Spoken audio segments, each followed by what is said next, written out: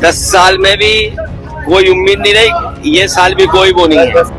एक तरफ केंद्रीय वित्त मंत्री निर्मला सीतारमण ने सदन के पटल पर मोदी सरकार के तीसरे कार्यकाल का पहला बजट पेश किया, तो दूसरी तरफ समाजवादी पार्टी के राष्ट्रीय अध्यक्ष और कन्नौज से लोकसभा सांसद अखिलेश यादव ने अपनी प्रतिक्रिया दी।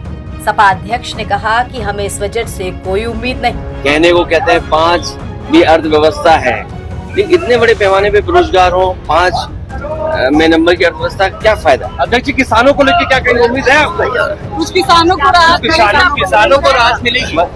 10 साल में भी कोई उम्मीद नहीं रही, ये साल भी कोई वो नहीं है। जी हाँ, एक तरफ वित्त मंत्री निर्मला सीतारमण ने मोदी सरकार 3.0 का पहला आम बजट पेश किया है, तो दूसरी तरफ अखिलेश यादव ने इस बजट से कोई उम्मीद नहीं लगाई है। अखिलेश से इस बजट को लेकर मीडिया ने प्रतिक्रिया मांगी, तो वो बेरोजगारी और $5 ट्रिलियन की अर्थव्यवस्था का हवाला देकर सरकार के बजट पर तंज कस गए। कहने को कहते हैं 5 भी अर्थव्यवस्था है, लेकिन इतने बड़े पैमाने पे बेरोजगार हो, 5 में नंबर की अर्थव्यवस्था क्या फायदा। अध्यक्ष जी, किसानों को लेकर क्या कहेंगे? उम्मीद है आपको? कुछ किसानों को राहत मिलेगी। 10 साल में भी कोई उम्मीद नहीं रही, ये साल भी कोई वो नहीं है। जहां एक तरफ अखिलेश बजट से उम्मीद नहीं जता रहे हैं, तो दूसरी तरफ विपक्ष भी सरकार को घेरने में लगा है। कांग्रेस से यूपी प्रदेश अध्यक्ष अजय राय ने भी इसे मैनेज किया हुआ बजट बताकर सरकार को बेनकाब करने की बात कही। नहीं, देखिए, मैं कह रहा हूँ ना, ये तो पूरी तरीके से मैनेज किया जाता है, और ये जो असली जो मतलब अगर चीज़ें सामने आ जाएंगी, मुझे लगता है कि पूरी की पूरी तरीके से सरकार बेनकाब हो जाएगी। सरकार केवल और केवल भ्रम में और दिखावटी काम कर रही है। इसका तो एक ही मतलब होता है कि अभी बजट पूरा भी नहीं हुआ, तो अब पूरा होने पर कितना गिरेगा। और मैं समझता हूँ कि ये पूरी बजट में कुछ, मैंने पहले कहा ना, बजट केवल भ्रमित करने वाला है, लोगों को परेशान करने वाला बजट है, कोई दम नहीं है।